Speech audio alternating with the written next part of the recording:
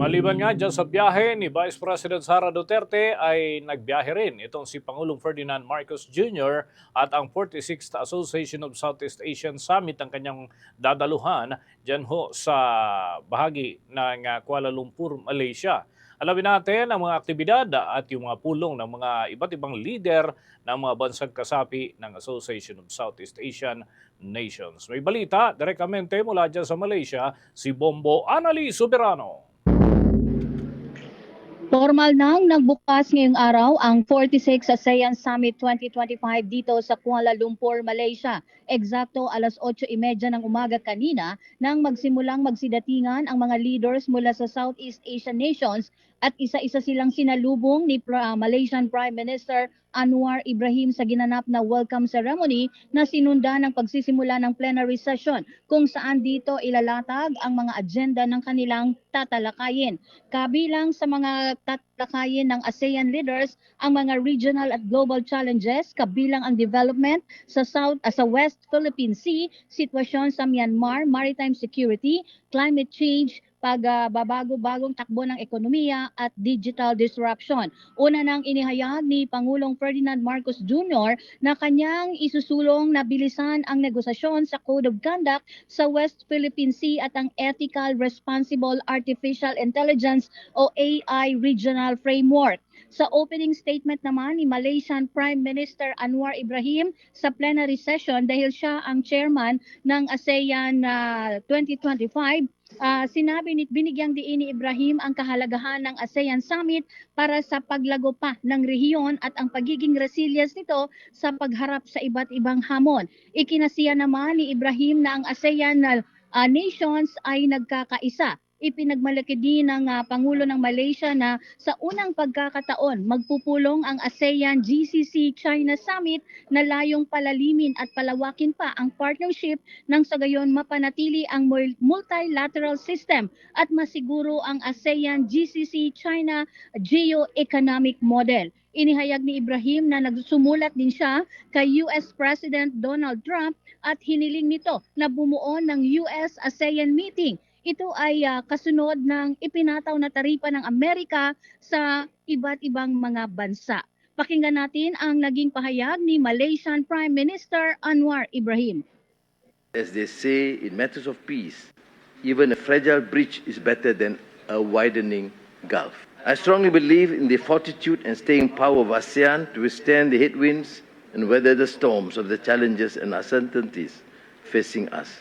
In this regard, I must again thank you, the leaders, for your trust, friendship, and excellent relations at the personal level, at the bilateral level, and the ASEAN level.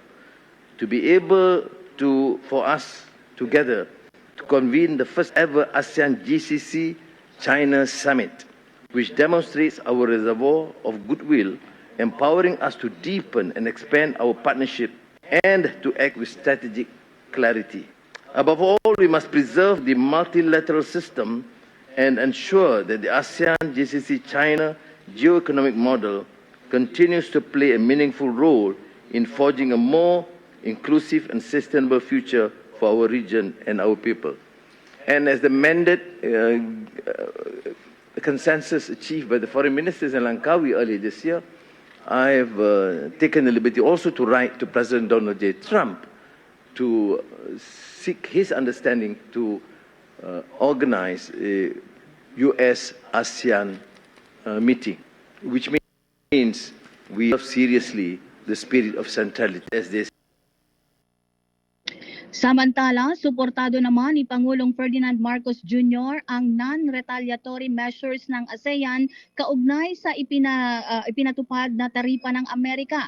Sa isang pahayag, sinabi ni Pangulong Marcos nagkaroon na sila ng inisyal na pag-uusap ni Malaysian Prime Minister Anwar Ibrahim kung papaano tutugunan ng ASEAN ang ipinatupad na taripa ng Amerika. Binigyang diin din ni Pangulong Marcos ang kahalagahan na bilisan na rin ang pagkakaroon ng Code of Conduct sa West Philippine Sea. Sang-ayon nang sa gayon, maprotektahan ang ating karapatan sa maritime issue at maipromote ang stability at maiwasan ang anumang mga hindi kanais-nais na mga insidente sa karagatan. Yan ang latest mula dito Okay, sa Bomboan. Yes, Bombo Dennis. Kasali ba diyan ang mga bansang China o kaya naman may kinatawan man lang sila diyan at posible ba na magkaroon ng pagkakataon na makapulong nitong si Pangulong Ferdinand Marcos Jr.? Tama ka, Bombo Dennis, no? Inaasahan ang magkakaroon ng pulong ang ASEAN GCC China Summit. So ito may sarili silang meeting para nga dito pag-uusapan ang lahat ng issue sa ekonomiya man at maging sa seguridad, lalo na dyan sa may bahagi ng West Philippine Sea. So sa ngayon, Bombo Dennis, nagpapatuloy pa rin ang plenary session at nagkakaroon na rin ng intervention itong si Pangulong Ferdinand Marcos Jr.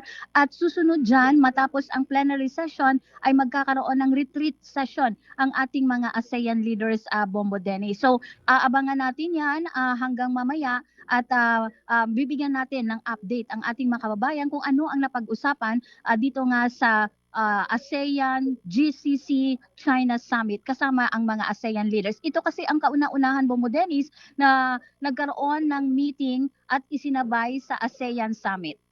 Okay, one just last point. Kumpleto ba yung mga leader ng mga bansang kasapi ng Association of Southeast Asian Nations o merong lumiban na Bombo Anali? Present sila lahat, Bombo Dennis, ang mga ASEAN leaders. Kaya nga ikinalugod talaga ni Malaysian Prime Minister sa kanyang opening statement ang pagdalo ng mga ASEAN leaders. So ang sinabi ni Malaysian Prime Minister Anwar Ibrahim, patunay ito na nagkakaisa ang mga ASEAN leaders at patuloy na nagkakaroon ng trust and confidence ang bawat bansa na kinabibilangan sa ASEAN. So sabi niya, nagpapasalamat siya sa kooperasyon at tiwala ng bawat isang leader na nasa ASEAN region, Bombo Dennis. Okay, with that, maraming salamat, Bombo Anali. Live mula dito sa Kuala Lumpur, Malaysia, Bombo Anali Montaño Soberano nag-uulat para sa #1 and most trusted radio network in the country, Bombo Radio Philippines, Basta Radio, Bombo